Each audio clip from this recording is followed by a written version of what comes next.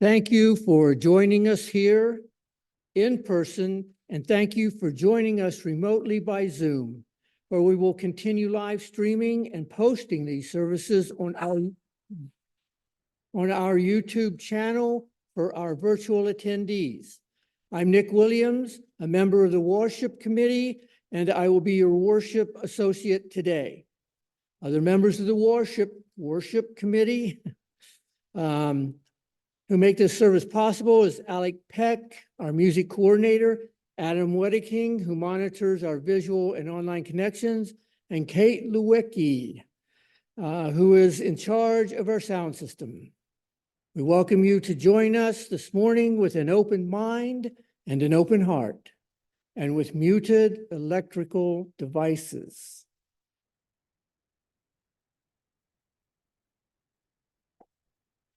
Okay, so today's service reflects on the gifts we receive from and give to our spiritual home. Stewardship is an important part of our worship and fellowship. We care about our communities and our institutions, and therefore we strive to be effective stewards, willing and able to support our values in tangible, empowering ways. Before we move into the service, there are a few announcements we would like to share.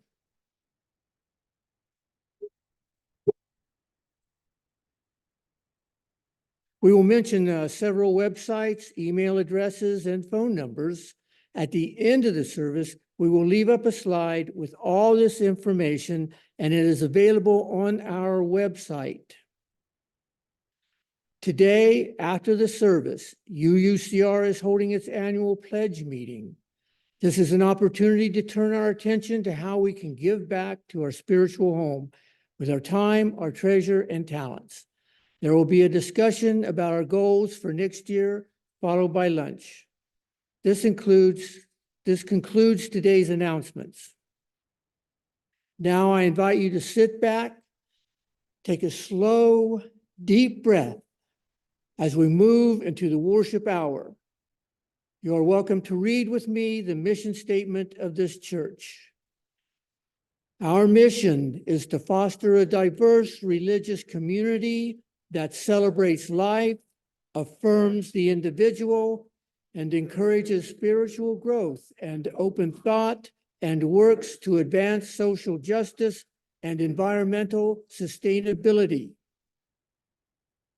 Our speaker today is UUCR member Tinka Friend. Tinka Friend and her husband Nick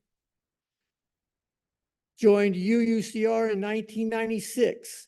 After decades of trying to find the right church for them, they stumbled upon this church by chance. After embracing this faith wholeheartedly, they both accepted positions of leadership and learned the difference between attending a church and having a church home. Tinka was a membership chair throughout the time of 3 ministers.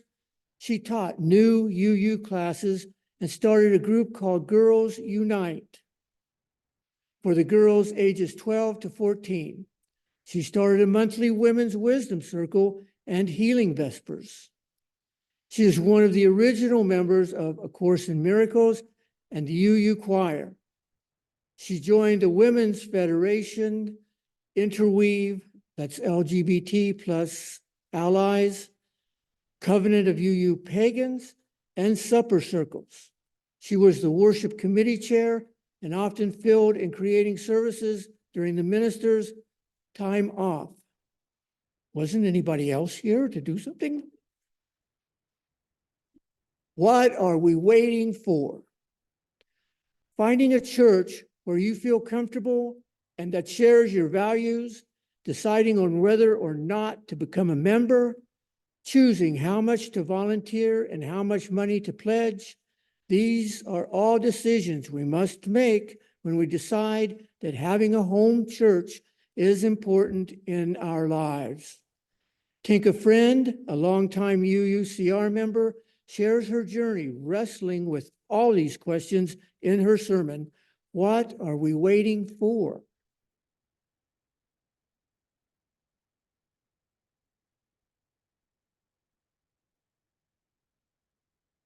We have two lightings of sacred flames. The first is the occupied Indigenous Peoples Remembrance Candle.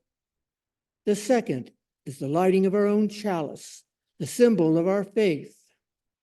We walk upon traditional territories of diverse and sovereign peoples, the original people of this land who continue to cry out for justice and self-determination. This spot we occupy was first the sacred space of several groups of indigenous peoples, including the Kawia, the Cupeño, and the Serrano. We, the Universalist Unitarian Church of Riverside, light this sacred flame as the stewards of the sacred and holy place.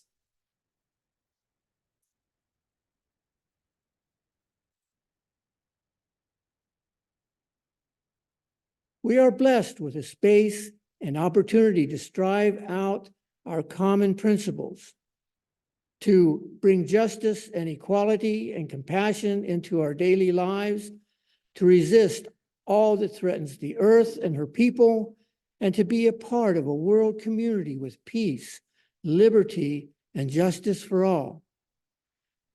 Let these thoughts carry us forth as we journey and worship together.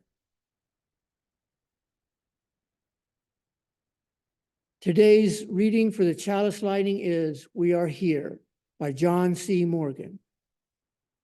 We are here that we might have life and have it more abundantly, so that we might share it with others. Come, let us join together as a generous people.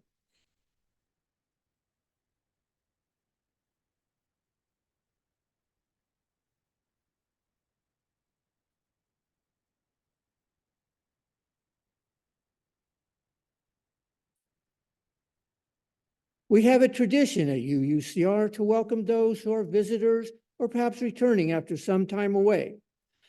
We know it can be uncomfortable to stand up and speak in front of others, so I will now ask for a volunteer from someone who has been here a while to tell us your name and how you found out about our church. We ask you to step close to the microphone and speak into it directly and clearly so everyone can hear. However, be aware that you will be visible on the Zoom camera and in the recording of this service, which is posted online. Do we have a church member who would like to volunteer? Grace? Oh, no. You got me, Dinah. All right, welcome down. Stand close to the microphone, point it towards your mouth, and tell us about yourself. Good morning. My name's Dinah Rowe. Hi, Diana. Good morning, Nick. My husband, Bill, and I have been members of this church for since 2004. We lived in this area and we came by here and saw somebody painting the handicap ramp. And I says, oh, let's go in there. We were members of the Long Beach Church. So we came in and met our office manager and joined that same day. Thank you.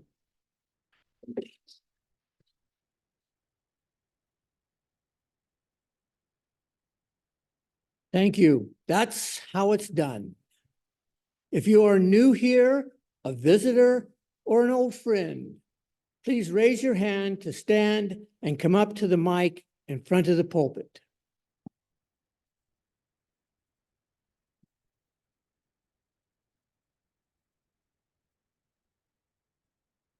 Please give us your name, step close to the microphone, and speak clearly. My name is Charles, and I'm returning here, but still pretty new. Welcome. And I'm looking forward to it. I'm glad to be here. Okay. All right. Thank you.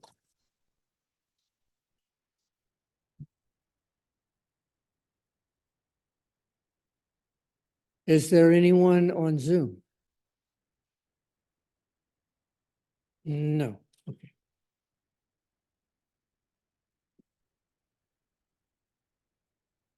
For any of our new guests, please join us for socializing and coffee after the service. We'd love to chat with you out in the parish hall, where we can also find our visitors book. Please leave your name before you leave so that we know you were here, and leave your contact information if you would like to know about upcoming events. For those online, the best way to get added to the mailing list is to email the church at admin@uuchurchofriverside.org. We will be one. Our hymn now is number 318, We Would Be One, from the Gray Hymnal. Feel free to sing as the Spirit moves you. Please stand in body or spirit and join us in singing hymn number 318, We Would Be One.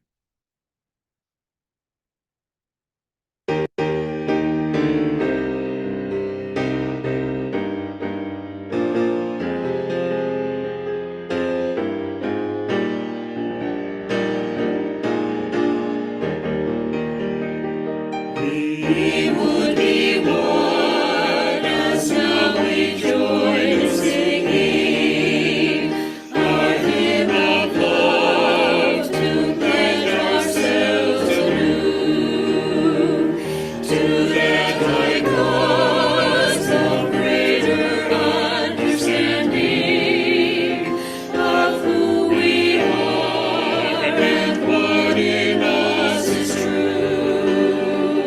We would be one in living for each other to show to all a new community. We would be one in building for tomorrow a nobler world than we have known today. We would be one in searching for that meaning which binds our hearts and points us on our way. As one we pledge ourselves to greater service, with love and justice strive to make us free.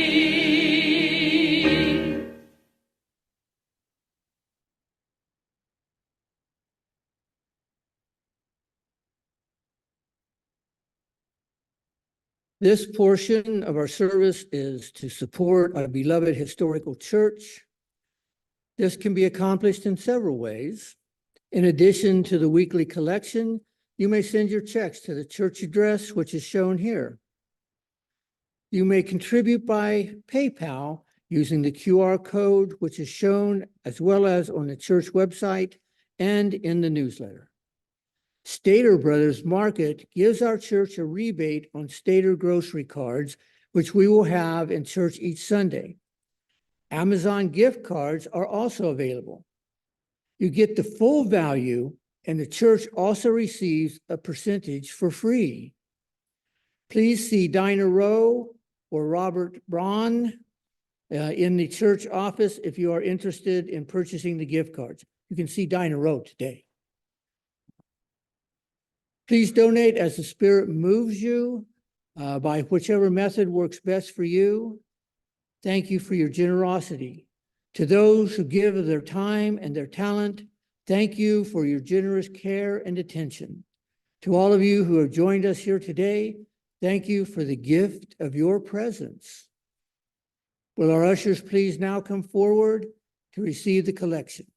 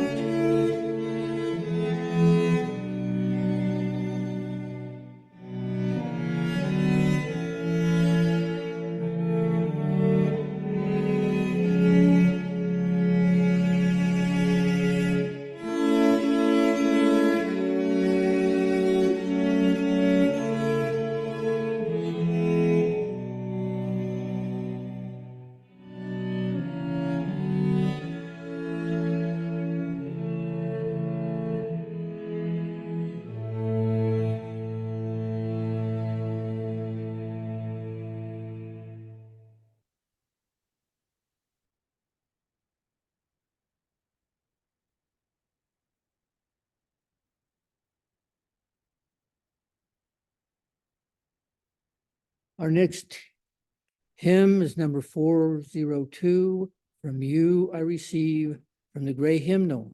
Feel free to sing as the Spirit moves you.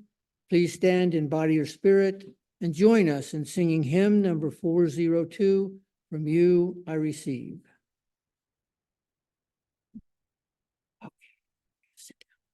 From you I receive, to you I give. Together we share, from this we live. From you I receive, to you I give. Together we share, from this we live. From you I receive.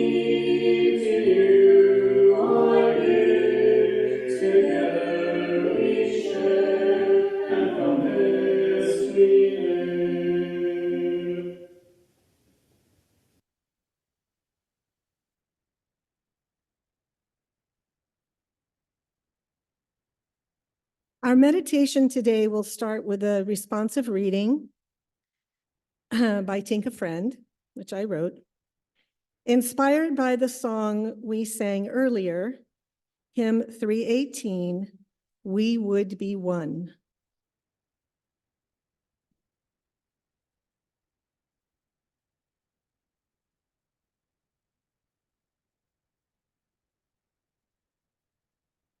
So I will read the regular unitalicized, and will you please join in with the bold italicized words?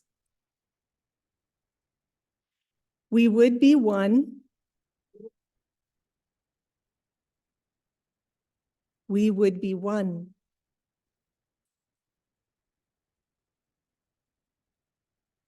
We would be one.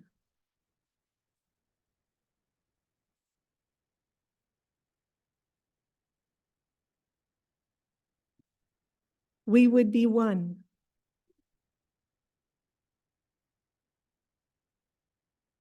We would be one.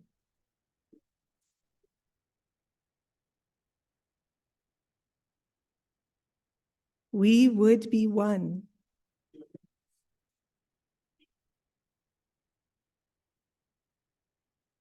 We would be one. We would be one. We would be one.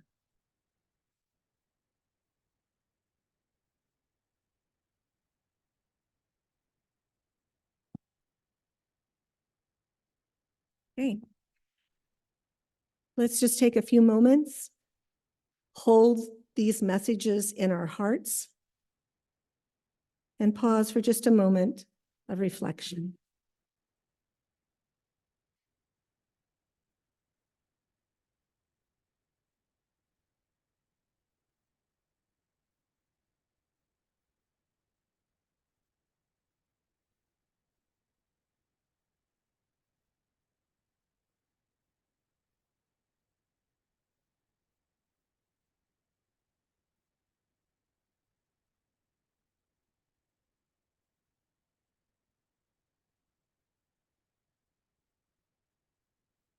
Amen.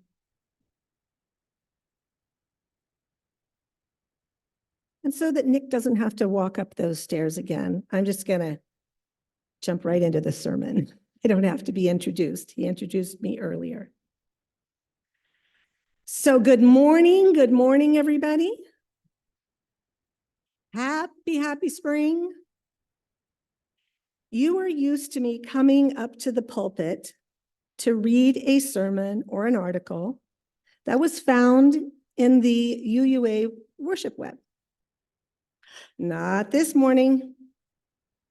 This sermon this morning is my own creation. So afterwards, if you liked it, come up and tell me. If you didn't like it, I'm the one to talk to, nobody else. You will hear my personal journey and struggles with finding and embracing a church home. The first time I stepped into this sanctuary at the end of February 1996, it was not as a parishioner. I didn't even walk in because it was a church. I was not actively looking for a church. I had stopped checking out possible church homes because none of them seemed to fit with me. So I had given up. First, about 25 years before, and then after another attempt, about 5 years earlier. So if I didn't come here because it was a church, I wasn't looking for a church. Why was I here? Why did I come? I came to this church to support hospice. Hospice had a fundraising event here. There was this banjo playing, humorous storytelling, Garrison Keillor type singer. And our best friends, a liberal Catholic couple, invited us to go with them.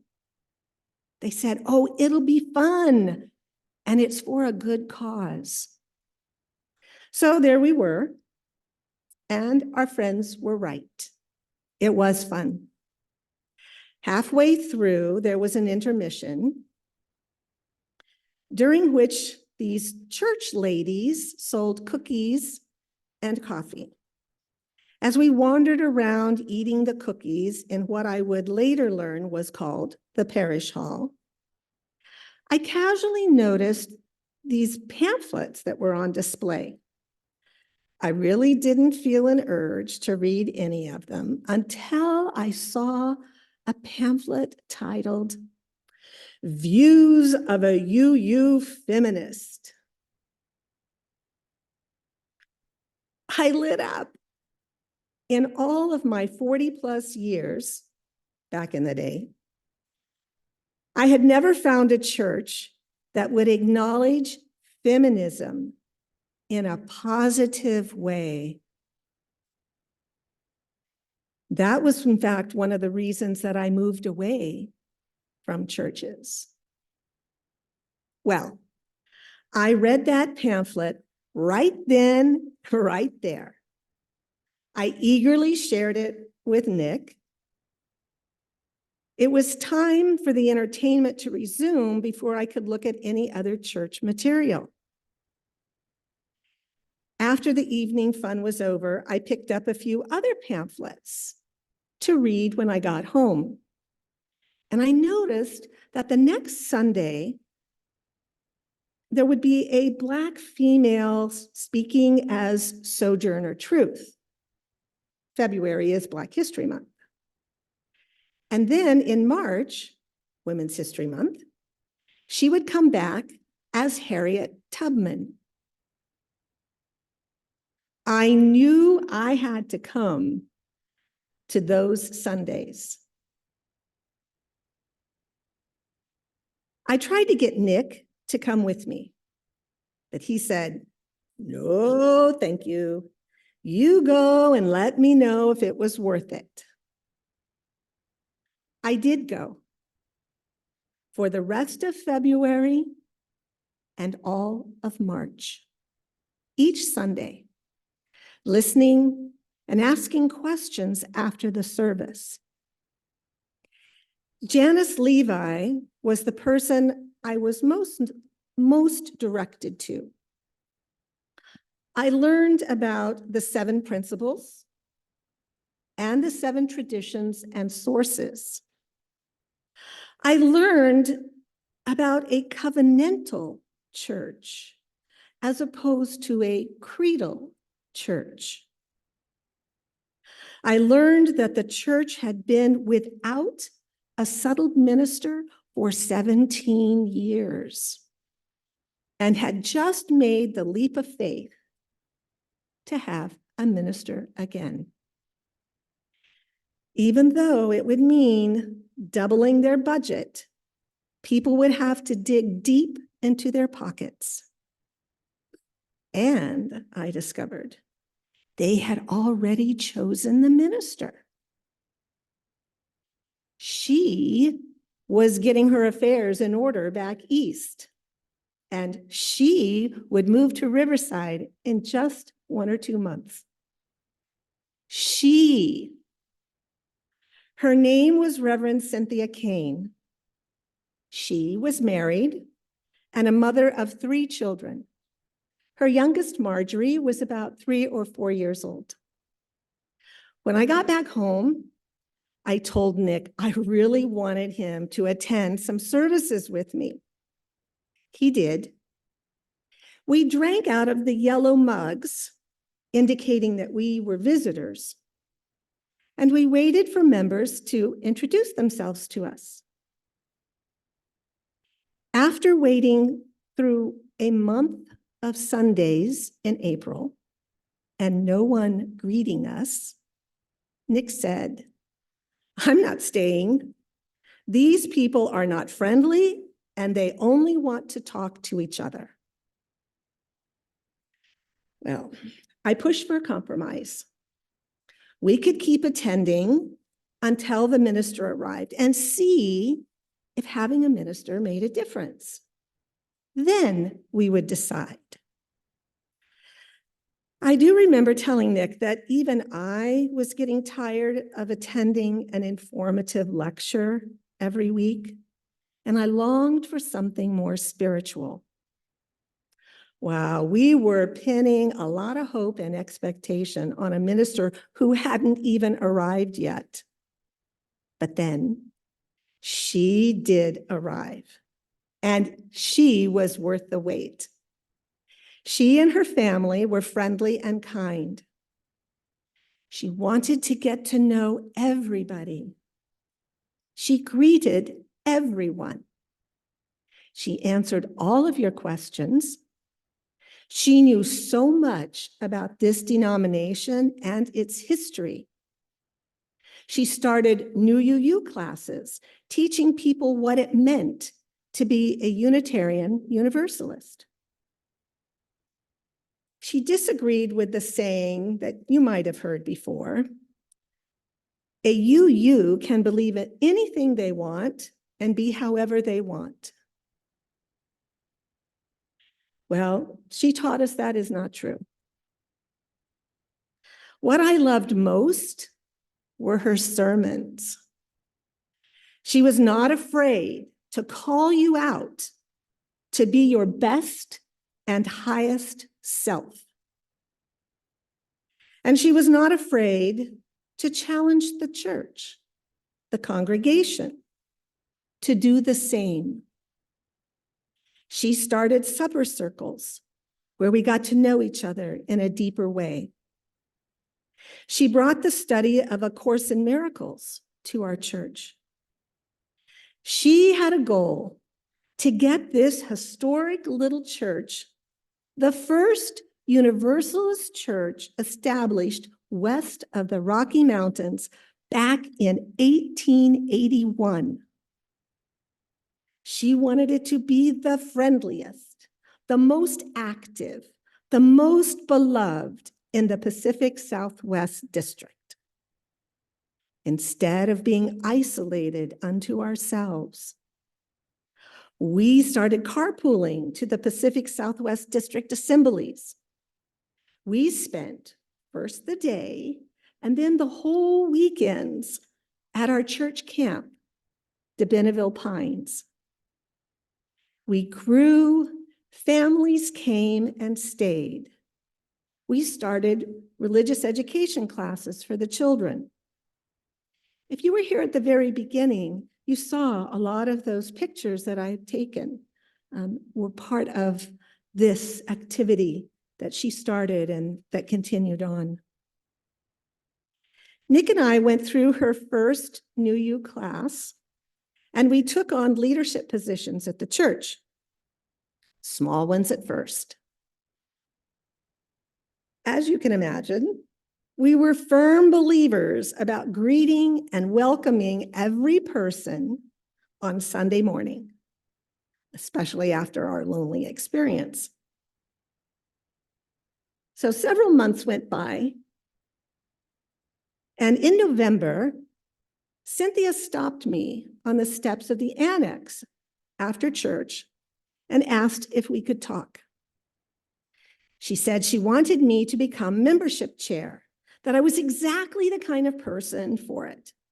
I was already greeting everyone and enthusiastically telling our visitors all about our church, our faith, our history. But you see, only members of the church can be the chair of a committee. She discovered that I had not become a member of this church yet, and she wondered why. I came every Sunday.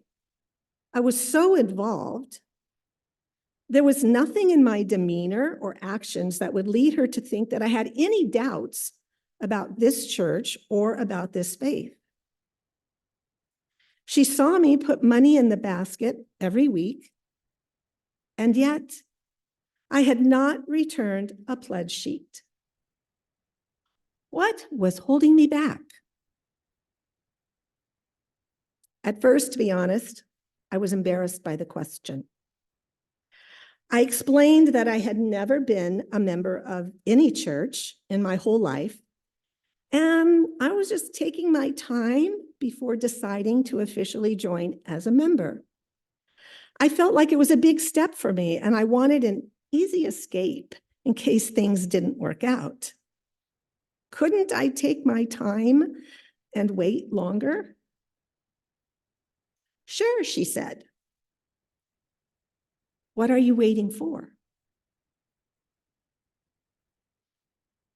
Can't I be involved and give what I can without having to make everything official? While that is easy for you, she said, it's hard on the church. Don't you need to know how much money comes into your bank account so you know what to buy? Without knowing how much money there will be, the church cannot plan its expenses. What are you waiting for?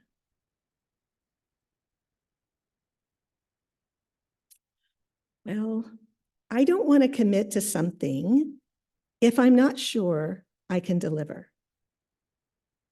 Nick was injured on the job, had had spinal surgery, and is now unemployed. We don't know when or where he might get another job. What if I put down an amount and then I can't honor it? First thing to realize, she said, is that if at any time during the year you realize that the pledge you made isn't right for you, for whatever reason, you just fill out a new pledge sheet for a new amount. She smiled, put her hand on my shoulder. That applies to raising your pledge as well. There was silence again. Now, what are you waiting for?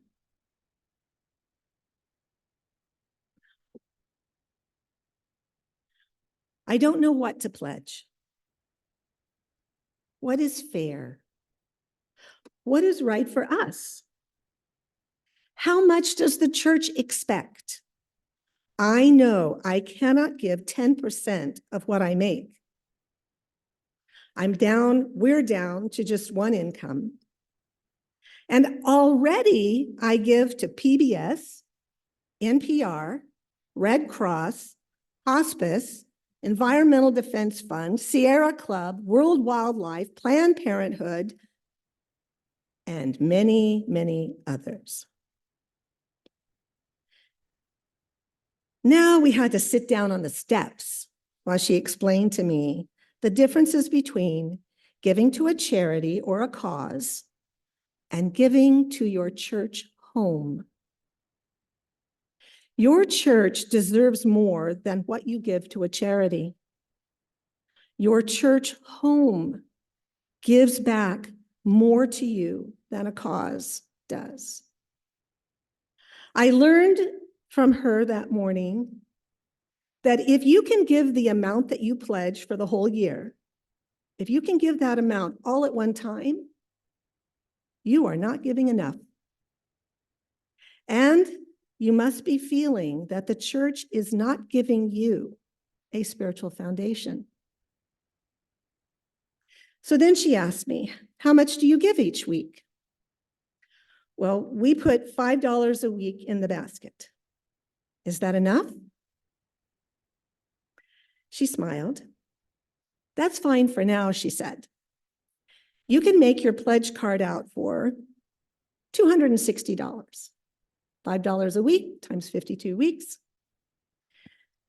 As we stood up from the steps, she then informed me that 200 of that $260 won't be going to our church, because about $100 per member goes towards dues to the Pacific Southwest District and to the UUA, as well as a subscription to the UU World magazine that we will start receiving. And remember, she says, if you can write a check to the church for that whole amount, then you don't feel that this is your church and your spiritual home. You still see yourself instead as a frequent visitor and friend. So, is there anything else you are waiting for? She asked, as we walked up the steps and into the church office. No, not a thing. I gave her a hug. Thanks for taking the time to explain it all to me. In the office, she gave me a membership pledge form. Nick and I filled it out. And we have been members here ever since. As you heard, I did go on to become membership chair through 3 ministers here at UUCR, as well as chair of the worship committee, filling in when the minister was not in the pulpit. I taught new UU classes to newcomers. I joined the UU Women's Federation, A Course in Miracles, Interweave, Covenant of UU Pagans. I created the Women's Wisdom Circle, Girls Unite, Healing Vespers, Forgiveness Ritual, and helped to create the UU Choir, which I sang in. More importantly, I increased my pledge every year. You see, there was no doubt in my mind that this was my church home.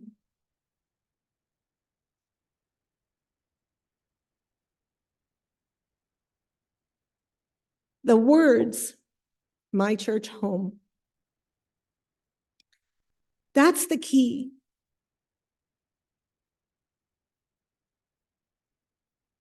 If you're not a member, even if you attend every week and put money in the collection basket, deep down, you think of yourself as a visitor, a deeply involved visitor perhaps, but a visitor nonetheless.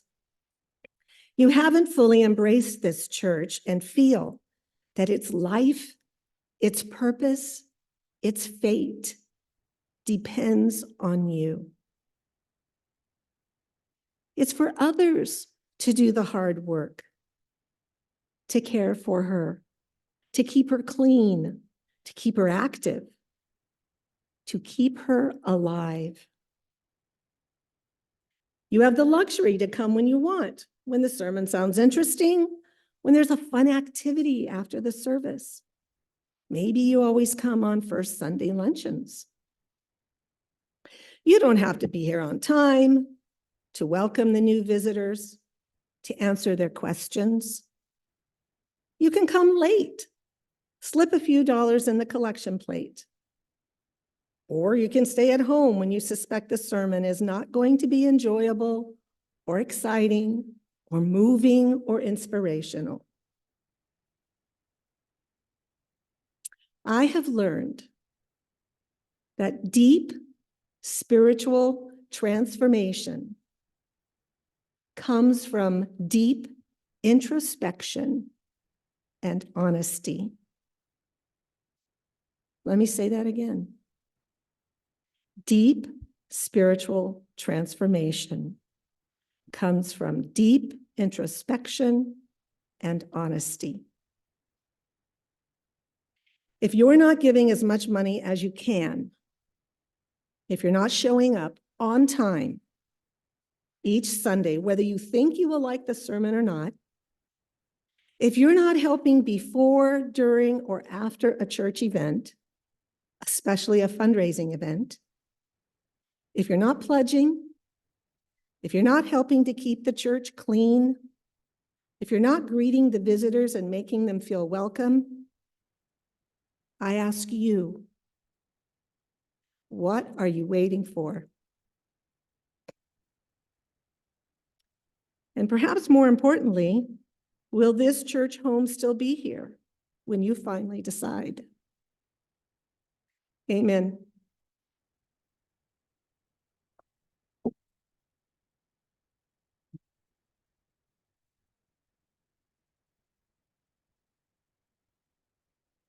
Our closing hymn is "Church is More Than Just a Building." The words will be projected on the slide. Feel free to sing as the Spirit moves you, or just follow along and enjoy the music. Please stand in body or spirit as you're allowed and join us in singing "Church is More Than Just a Building."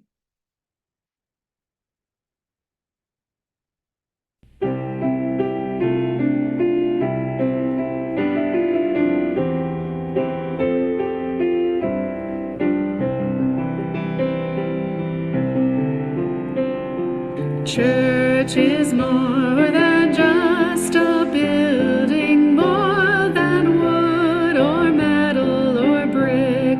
Church is how we love our neighbor. Church is how we tend to the sick, feed the hungry and heal the suffering, welcome strangers and give to the poor. All our service is as worship, all are present and open door. Church is more than a weekly gathering. Church is faith that's come alive, filling hearts and minds with passion, peace and hope that ever abide. Even as the building's empty, we are touched by the deepest of grace. When the Holy lives within us, we are in a holy place. We're the church in the path we follow, showing care to those in pain. In the midst of fear and sorrow, we're the church, and here we'll remain, seeking justice, showing kindness, singing praises in all that we do. Church is more than just a building. It's our work toward a world made new.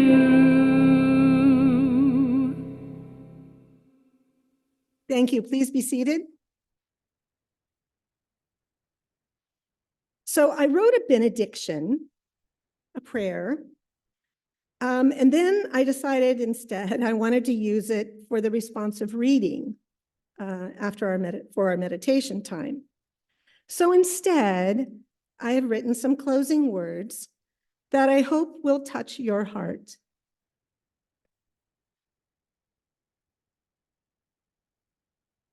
And upon touching your heart, perhaps help all of us to become our best and our highest selves. I told you earlier that I loved Reverend Cynthia Cain's honesty and courage to challenge us and to call us to become our best and highest selves as individuals and as a congregation.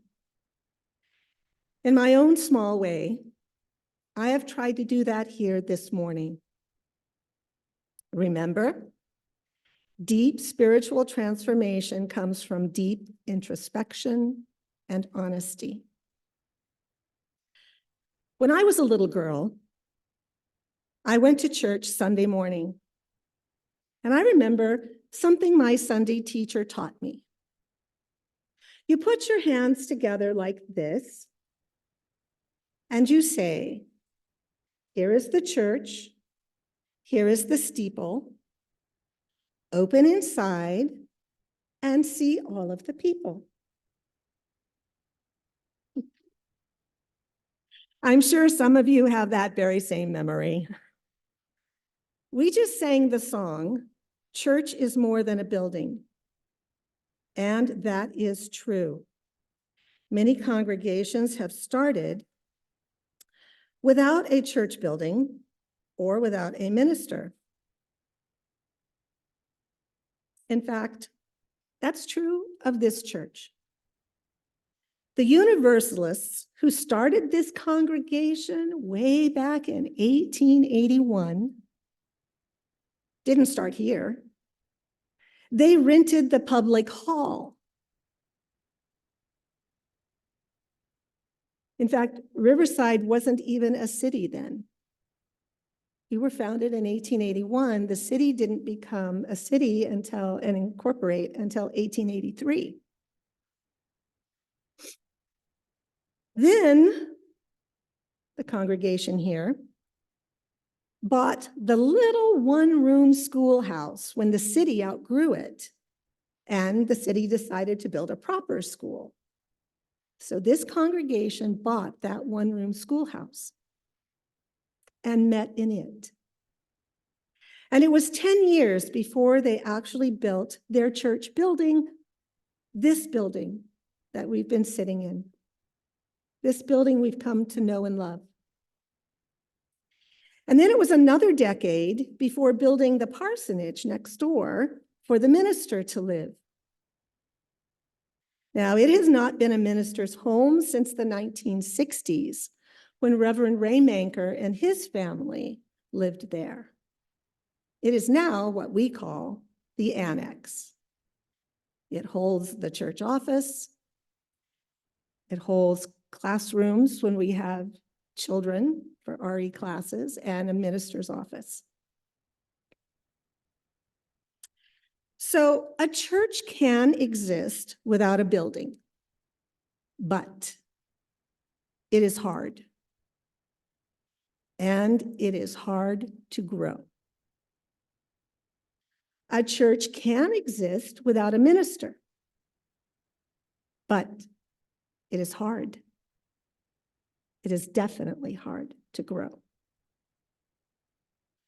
What a church cannot exist without is people. And I would hate to find our church like this. Here is the church. Here is the steeple. Open inside and see no people. The people are the life and the soul of the church. The life of a church is as rich or as meager as its people. For a church to thrive, people must consider it a holy and sacred place. not because God sanctified it, but rather sanctified by the people who consider it home.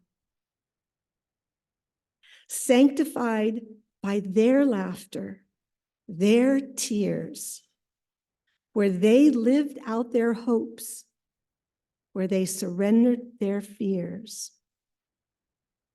where their burdens were lifted by hugs and by prayers, or by simply the holding of hands. By putting all hands together and working to repair the church, to beautify the church, to prepare and share meals, to reach out to the sick and the elderly.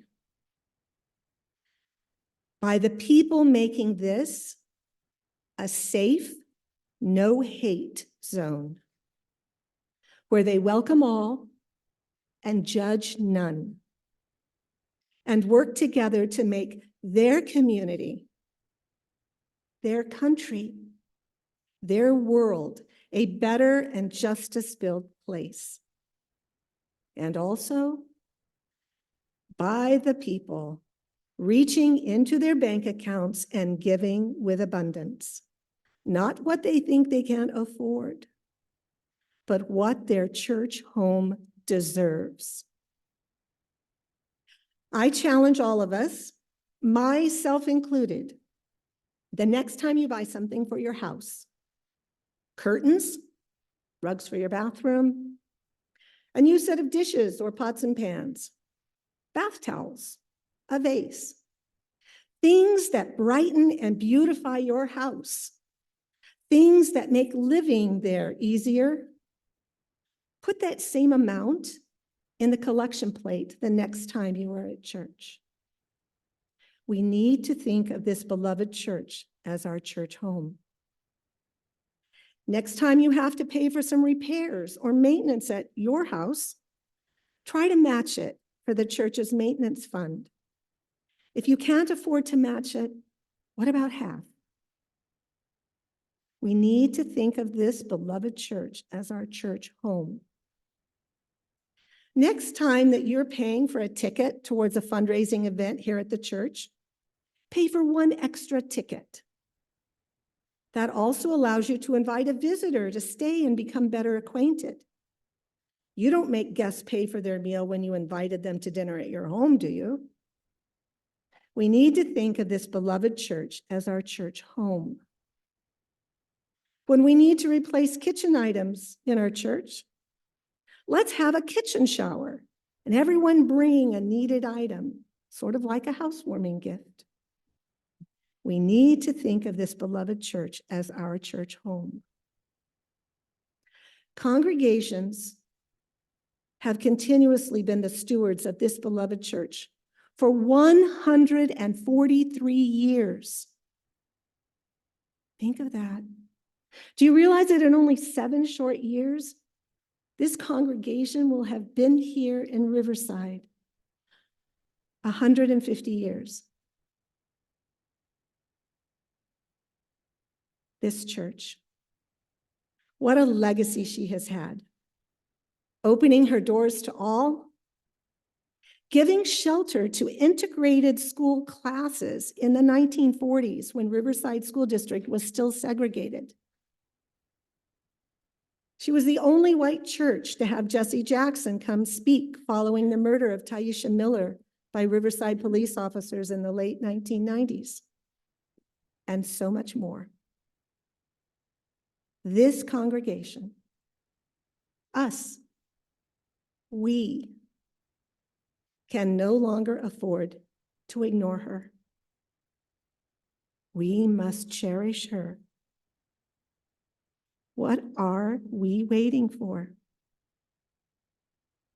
Amen, shalom, salam, and blessed be.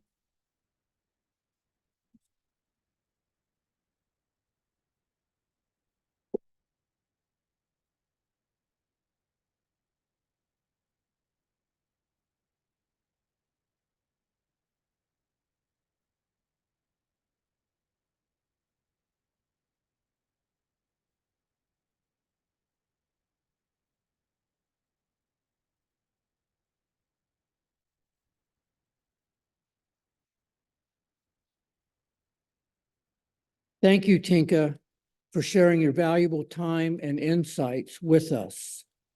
It is sincerely appreciated, and we look forward to seeing you again.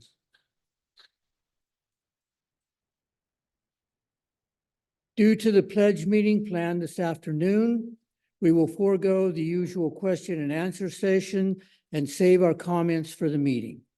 For now, we will adjourn to the parish hall for coffee time, and afterwards, members will break into groups to discuss questions and suggestions about stewardship and the future of this church that will be addressed at the meeting.